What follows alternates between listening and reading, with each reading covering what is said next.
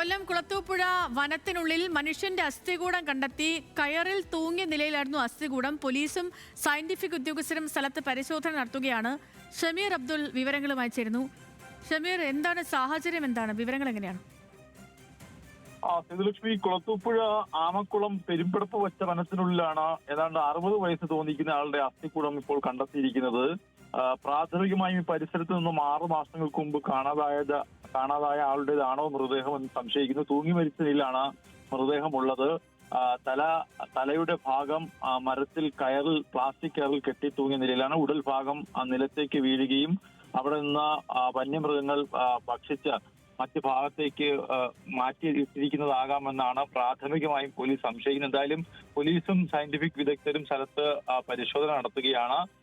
മറ്റ് അസ്വാഭാവികത ഉണ്ടോ എന്നുള്ള കാര്യത്തിൽ വ്യക്തതയില്ല. എന്തായാലും മൃതദേഹം അവിടെ നിന്ന് നീക്കം ചെയ്യാനുള്ള നടപടികളും ഇൻക്വസ്റ്റ് നടപടികളുമാണ് ഇപ്പോൾ പൂർത്തിയായി വരുന്നത്. ഇത് ആരാണ് കണ്ടെത്തിയത് ഷമീർ? ആരാണ് ആദ്യം കണ്ടത്? ആരാണ്?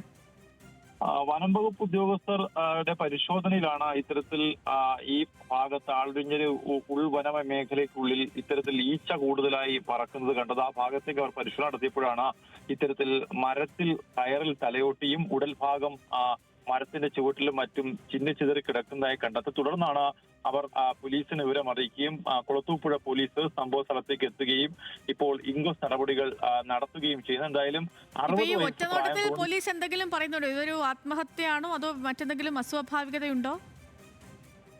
ഇത് നിലവിൽ കാണുമ്പോൾ പ്ലാസ്റ്റിക് കെയറിൽ ആത്മഹത്യ ചെയ്ത നിലയിലാണ് കാണപ്പെടുന്നത്. മറ്റെന്തെങ്കിലും അസ്വാഭാവികത ഉണ്ടോ എന്ന് പരിശോധിക്കുമെന്നാണ് കുളത്തൂപ്പുഴ പോലീസ് വ്യക്തമാക്കുന്നത്. എന്തായാലും ഫോറൻസിക് സംഘത്തിന്റെ പരിശോധനയ്ക്ക് ശേഷം മാത്രമായിരിക്കും അതിൽ കൂടുതൽ വ്യക്തത വരിക.